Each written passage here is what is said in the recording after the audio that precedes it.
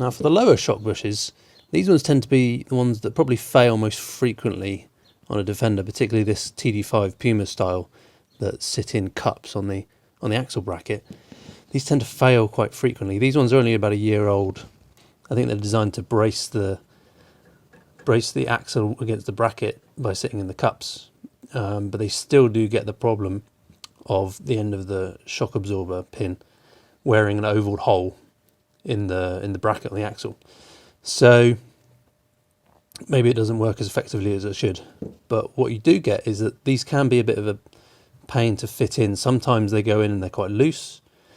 Sometimes they don't go in that well, and then they might pop out and ride up on the edge, like this one's done, and it kind of just ends up trashing the bush a bit.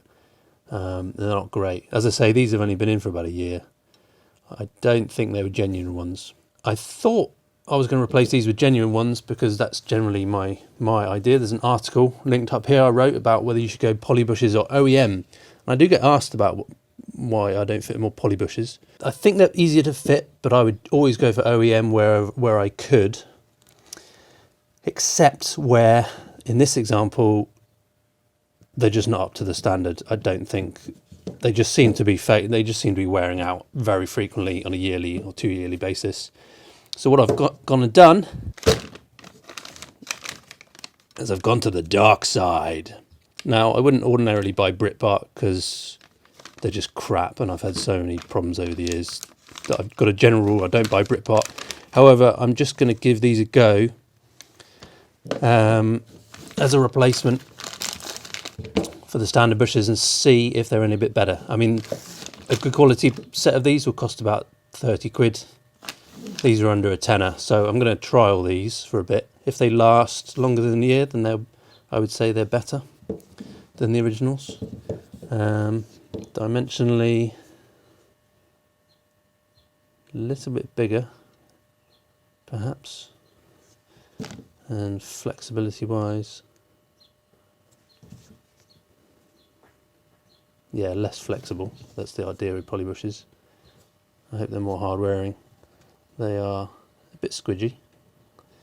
But I'm going to fit these and see how they go.